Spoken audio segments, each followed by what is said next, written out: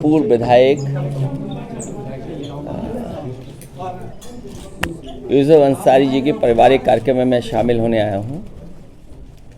परिवार के सदस्य और जिनका अभी विवाह हुआ, मैं उनको बधाई और मुबारकबाद देकर के आ रहा हूं। मुरादाबाद, रामपुर और आसपास के ज़िले ये समाजवादियों के साथ हमेशा रहे हैं। मुझे याद है कि पिछले चुनाव में मैं मुरादाबाद नहीं पहुंच पाया था और कई बार कुछ लोगों से जब बात हुई, उन्होंने यही कहा कि आप दूसरे ज़िलों को देखिए, यहाँ तो हम आपको जिता करके भेज रहे हैं। मैं मुरादाबाद और आसपास की जनता का बहुत धन्यवाद देता हूँ, जिन्होंने उन परिस्थितियों में समाजवादी पार्टी की मदद की और समाजवादी पार्टी के एक एक प्रत्याशी को जिताने का काम किया। हालांकि यूसुफ अंसारी साहब 2 बार बहुत करीब से रह कर के नहीं जीत पाए। वो परिस्थितियां आप बेहतर समझते होंगे। मुझे उम्मीद है कि आने वाले समय में यहाँ आसपास के जितना भी इलाका है, क्षेत्र है, वो एक बार फिर समाजवादी पार्टी के साथ खड़ा दिखाई देगा। जब से बीजेपी की सरकार आई है, अन्याय लगातार बढ़ता जा रहा है और अन्याय चरम सीमा पर है। और कई ऐसे मौके हैं, मैं आपको कन्नौज का उदाहरण दे सकता हूं। वहां पर सरकार के डिप्टी सीएम के माध्यम से लगातार संपर्क रहा। वहां पर बहुत सारे भारतीय जनता पार्टी के लोग लगे रहे। एक हत्या हुई, उसके बाद मैंने जिलाधिकारियों को कहा कि अगर हत्या हुई है उसके दोषी आप लोग हैं, प्रशासन है। और ये बात मैंने इसलिए कही कि अगर प्रशासन सही समय पर न्याय दे दे तो घटनाएं नहीं होंगी। प्रशासन पूरा भारतीय जनता पार्टी के इशारे पे काम कर रहा है और कई जिलों में भारतीय जनता पार्टी का पदाधिकारी बन के काम कर रहे हैं। वो रामपुर हमारे बगल में आदरणीय आजम खान साहब बैठे हैं, इन पे सब झूठे मुकदमे लगे हैं। इतनी परेशानी, तकलीफ और इस तरह का अन्याय किसी भी राजनीतिक परिवार के साथ नहीं हुआ होगा जितना इनके साथ हुआ है। आज जब मैं आपसे मिल रहा हूं, बात कर रहा हूं, सुबह सुबह मेरे घर पर एक परिवार आया और रोता हुआ आया कि रात में उनके परिवार, एक समाजवादी पार्टी के पूर्व में रहे प्रत्याशी, उसको उठा लिया है पुलिस ने। मैं लखनऊ से चल करके बरेली, बरेली से चल करके रामपुर और रामपुर से मुरादाबाद तक मैं फ़ोन मिलाता रहा हूँ, लेकिन अभी तक पुलिस कप्तान का फ़ोन नहीं उठा। सोचिए, अगर पुलिस के अधिकारी भारतीय जनता पार्टी के पदाधिकारी बन जाएंगे, उनसे क्या न्याय की उम्मीद करेंगे आप? और ये एक घटना नहीं है। झांसी में दीपक यादव, जो घटना में नहीं था, कहीं मौजूद नहीं था, सीडीआर में कहीं नहीं। आजकल तो इतना कुछ है, साइंटिफिकली आप टेक्नोलॉजी से प्रूव कर सकते हैं कौन कहाँ किस समय था। वो मौके पे नहीं, उसको जेल भेज दिया। ईडी, सीबीआई, जितनी भी संस्थाएं, वो सब पीछे लगा दी। रमाकांत यादव, मैं कितने नाम लूँ जो समाजवादी पार्टी के लोगों पर झूठे मुकदमे लगे हैं। ये भारतीय जनता पार्टी ने जो नई परंपरा चलाई है, ये लोकतंत्र को खतरा पैदा कर रही है। लोकतंत्र में ये स्वस्थ व्यवहार नहीं है कि आप अपने पॉलिटिकल लोगों पर झूठे मुकदमे लगाएं। मुझे याद है, जिस समय बिजली विभाग का प्रोविडेंट फंड उनके कर्मचारियों का एक प्राइवेट कंपनी में इन्वेस्ट कर दिया गया था, वो कंपनी जब भाग गई, कंपनी जब लॉस में चली गई, तो उस समय जिन अधिकारियों ने फैसला लिया था उनको जेल भेजा गया था, उनके खिलाफ कार्रवाई की गई थी। मैं इन्हीं भारतीय जनता पार्टी के लोगों से पूछना चाहता हूं, LIC, state bank of India और न जाने कितनी संस्थाओं का पैसा अपने सबसे प्रिय उद्योगपति को लगा दिया। आज कई लाख करोड़ का घाटा हो गया है। क्या उन अधिकारियों को भी जेल भेजा जाएगा जिस तरीके से प्रोविडेंट फंड को भेजने वाले अधिकारियों को सालों साल जेल रखा गया था? क्या भारतीय जनता पार्टी SBI, क्या भारतीय जनता पार्टी LIC के बड़े अधिकारियों को जेल भेजेगी? क्योंकि उत्तर प्रदेश में एक उदाहरण है कि अगर आपने किसी प्राइवेट कंपनी में इन्वेस्ट कर दिया है सरकार का पैसा और वो प्राइवेट कंपनी अगर भाग गई है तो उस समय के अधिकारियों ने जिन्होंने फैसला लिया उनके खिलाफ कार्रवाई हुई, जेल भेज दिया गया। क्या इस तरह जो लाखों करोड़ रुपया डूब गया केवल 2 कंपनियों में, क्या उनके SBI के, क्या LIC के बड़े अधिकारियों को जेल भेजा जाएगा? और देश को तो सपना ये दिखाया जा रहा था कि दुनिया में वो सबसे बड़े उद्योगपति बन जाएंगे, नंबर 1 पर उद्योगपति होंगे। लेकिन आज जब सूची देखते हैं तो 20 की सूची में भी वो नाम नहीं आ रहा है। आखिरकार कितना झूठ बोलेगी ये सरकार? उनकी तो वैल्यूएशन गई है, लेकिन जिन लोगों ने पैसा इन्वेस्ट किया था उन आम लोगों का पैसा चला गया। और ये सरकार कहती है कि हम इन्वेस्टमेंट लाएंगे। जिन कंपनियों ने MOU किया है, क्या इन्वेस्टमेंट आएगा? और लखनऊ में जो तैयारी हो रही है इन्वेस्टमेंट की, कम से कम सरकार ये बताए कि पिछली बार इन्वेस्टमेंट कितना आया था जब पहले बार MOU हुए थे। मुख्यमंत्री जी तो कह रहे हैं 75% वो ज़मीन पर ले आए। मुरादाबाद में बताओ कोई बड़ा कारखाना लगा हो सरकार की तरफ से, अमरोहा में कोई बड़ा कारखाना लगा हो सरकार की तरफ से, रामपुर में बड़ा कोई कारखाना लगा हो सरकार की तरफ से, या सरकार के प्रयासों से बरेली में कोई कारखाना ना लगा हो।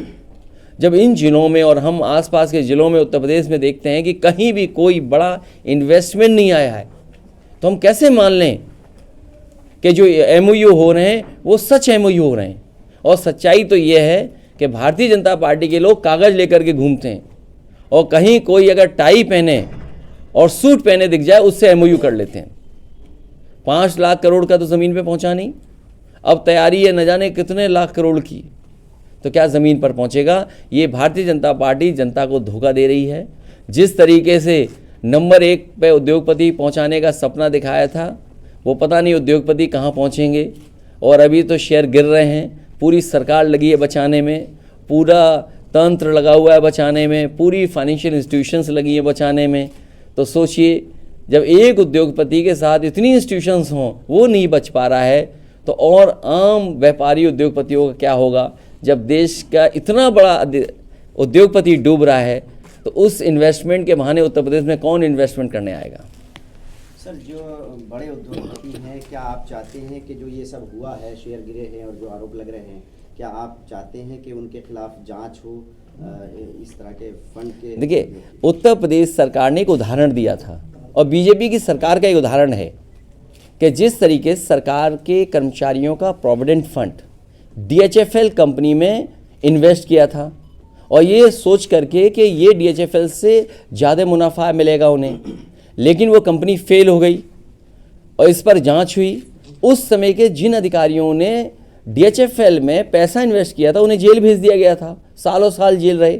क्या उसी तरह का मामला भारत सरकार में नहीं दिखाई दे रहा है? सरकार दोनों एक हैं, कानून 2 के लिए अलग अलग नहीं हो सकता है। इसीलिए हमारी मांग है कि अगर उत्तर प्रदेश में जेल भेजा जा सकता है अधिकारियों को जिन्होंने फैसला लिया, तो क्या उस जगह पर जो लोग बैठे हैं वो जेल भेजे जाएंगे कि नहीं जाएंगे? यहाँ तो 1200 करोड़ का मामला था, ये तो 2 कंपनियों का 1 लाख करोड़ का मामला है। तो जो बिजनेसमैन है और जो पॉलिटिकल रिलेशन है या ऑफिसर्स के साथ उनके रिलेशन है, आप चाहते हैं कि उनकी जांच हो? अरे भाई, क्या बोल रहा हूँ, क्या समझ पा रहे हो आप? अपना भी परिचय दे दो हमें। मैं ABP न्यूज़ से हूँ, मैं जानना चाह रहा हूँ जिस बड़े बिजनेसमैन का आप जिक्र कर रहे हैं। अरे भाई, मैंने क्या कहा आपसे? उत्तर प्रदेश ने उदाहरण दिया, DHFL कंपनी में 1200 करोड़ प्रोविडेंट फंड का इन्वेस्ट हुआ बिजली विभाग का कर्मचारियों का, क्योंकि DHFL डूब गई, उन्होंने एक अधिकारी को जेल भेज दिया, कई लोगों पे कार्रवाई हुई, ED हुई, CBI हुई। तो मैं ये जानना चाहता हूँ, जब उदाहरण उत्तर प्रदेश ने दिया है तो SBI के बड़े अधिकारी, LIC के बड़े अधिकारी जेल जाएंगे कि नहीं जाएंगे? और फिर भारतीय जनता पार्टी तो ये सपना दिखा रही थी कि ये उद्योगपति दुनिया में नंबर 1 होंगे। ये जो सपना दिखाया उनका तो वैल्यूएशन गया है, लेकिन न जाने कितने आम लोगों का पैसा डूब गया। और तब जब सभी फाइनेंशियल इंस्टीट्यूशंस उसको बचाने में लगी है, सरकार बचाने में लगी है, तब वो उद्योगपति नहीं बच पा रहे। और प्रधानमंत्री जी से, भारतीय जनता पार्टी से कितनी मित्रता है ये अलग बात है कि वो उद्योगपति हैं, लेकिन कितनी करीबी मित्रता है आपसे बेहतर कौन समझेगा? और नहीं मानते, कोई NDTV का पत्रकार होगा, वो बेहतर समझता होगा। यहाँ पर NDTV तो उन्होंने खरीद लिया। अरे ये बात तुम क्यों नहीं कहते हो यार? जोर से कहो ना, बात जाए यहाँ से अंदर तक। जी कल एमएलसी चुनाव का रिजल्ट आया, उससे कितना अरे बीजेपी बेईमान पार्टी है। अब बेईमान पार्टी से क्या उम्मीद करोगे? अब अधिकारी चुनाव लड़ेंगे। आपने रामपुर का लोकसभा का चुनाव नहीं देखा? रामपुर में वोट निकलने नहीं दिया पुलिस लगा करके। ये लोकतंत्र में कभी चुनाव ऐसे होते हैं? इलेक्शन कमीशन की तो जिम्मेदारी ये है कि ज़्यादा से ज़्यादा लोग घर से निकलें और वोट डालें। आखिरकार ये कौन सी ताकत थी, कौन लोग पीछे थे जिन्होंने यहाँ पर वोट नहीं डालने दिया? मैनपुरी में भी कोशिश की, लेकिन मैनपुरी की जनता ने तय कर लिया था कि अगर उन्हें जान भी देनी पड़ेगी तो वो वोट डालने जाएंगे। और अगर रामपुर के लोग भी ये तय कर लें जान चली जाए लेकिन हम वोट डालने जाएंगे, लोकतंत्र बचाने जाएंगे, तो आने वाले समय में परिणाम दूसरा होगा। वहाँ गोली नहीं चलती, रामपुर में गोली चलती और लोग मारे जाते। हमने मरने से बचाया है लोगों को, हमें मालूम था मारे जाएंगे लोग। सही बात। सर, यहाँ इन जो लोग परिस्थितियों रहते में हैं 85 बनाम 15 का टारगेट कैसे पूरा करेंगे? ये क्या चीज़ है? अभी भाजपा का जो आया था 80 बनाम 20, उसमें आपकी तरफ से हुआ था कि 85 नहीं, बनाम- देखिए भाजपा को आप समझो, जी भाजपा के पास कोई महंगाई कम करने का कोई रास्ता नहीं है, बेरोजगारी कम करने का कोई रास्ता नहीं है। चरम सीमा पर दोनों चीज़ें पहुंच गई हैं, और अगर चरम सीमा पर दोनों चीज़ें पहुंची हैं तो वो कैसे ख़त्म करेंगे? कोई अगर उनके पास रास्ता हो तो बताओ। 2024 के लिए क्या रणनीति है आपकी? मुझे उम्मीद है कि जिस तरीके से जनता निराश हुई है इन लोगों से, और ये तो विदाई का बजट था, जैसे विदाई में गाना गाते हैं, मुझे नहीं पता आपके यहाँ विदाई में गाना होता है कि नहीं होता है। ये तो विदाई बजट था, ये समझ लो विदाई है इसके बाद। अखिलेश जी, लखनऊ में पोस्टर लग रहे हैं आपकी पार्टी की तरफ से कि भाजपा ब्राह्मण विरोधी है, उस पे क्या? नहीं, ये नहीं कहा हम लोगों ने, नहीं हमने विरोधी नहीं कहा। हमारी पार्टी का जो भारतीय जनता पार्टी ने सवाल उठाया है या जो बहस छिड़ी है वो हम पूछना चाहते हैं उनसे सदन में, और सदन में मुख्यमंत्री जी से बेहतर कोई नहीं कह सकता है, क्योंकि मुख्यमंत्री जी न केवल मुख्यमंत्री हैं बल्कि वो साधु संत योगी भी हैं और एक पीठ से आते हैं। हमें उम्मीद है कि वो कम से कम वो बताएंगे जिससे कि हमें जानकारी हो जाएगी आखिरकार हम लोग क्या हैं। सर, एक आरोप ये भी लग रहा है कि इस बार जो राष्ट्रीय कार्यकारिणी आपकी घोषित हुई है तो उसमें कोई ठाकुर या ब्राह्मण पदाधिकारी। क्यों ऐसा कहते हो? आप फिर से पढ़ लो सूची। आप ऐसा मत करो, ये बात मत बोलिए आप, केवल इसलिए कि न्यूज़ पे किसी ने मैसेज करके आपसे पूछा होगा ये पूछ लो, ये मत करो। आप पूरा जिसने आपको मैसेज भेजा हो उससे कहिए कृपा करके हमारी राष्ट्रीय कार्यकारिणी दोबारा देख लो। उनसे इनकी यारी कैसे खत्म हो ये तय कीजिए। हाँ? 2024 उनसे यारी कैसे खत्म हो? जो तैयारी है समाजवादी पार्टी की, जो एक मुद्दा देखिए, उठाया कि मैं ये मुख्यमंत्री जी से कि मुख्यमंत्री नहीं, मुद्दा नहीं उठाया, ये सच्चाई है। ये हमारे समाज की 5000 साल से पुरानी लड़ाई है, कोई आज की लड़ाई नहीं है। ये कोई लड़ाई आज की नहीं है, 5000 साल से, और समाजवादियों ने हमेशा प्रयास किया। और जो यहाँ पर जैसे बाबा साहब भीमराव अम्बेडकर जी थे, उनका प्रयास था कि ये ख़त्म हो, जाति व्यवस्था ख़त्म हो, इस तरह का भेदभाव ख़त्म हो। डॉक्टर राममोहन लोहिया कोशिश कर रहे थे कि ये व्यवस्था ख़त्म हो। उसकी लड़ाई अभी छूटी नहीं है, लड़ाई लगातार चलेगी। भारत सरकार ने 200 करोड़ रुपए का बजट का प्रावधान रखा है तालिबान के लिए, अफगानिस्तान के लिए, आपकी क्या राय है?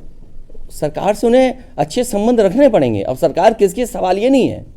भारत सरकार को अफगानिस्तान की सरकार से संबंध अच्छे रखने पड़ेंगे।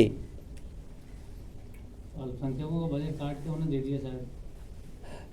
वो अल्पसंख्यकों को बजट ही नहीं देंगे। किसी के पास सवाल है? ये संगठन आपका प्रदेश में काम नहीं कर रहा है, बंद है, कब? अरे बहुत जल्दी बन जाएगा। अगर आपको कोई सुझाव हो तो हमें बता देना। नहीं, बन जाएगा, जल्दी बन जाएगा।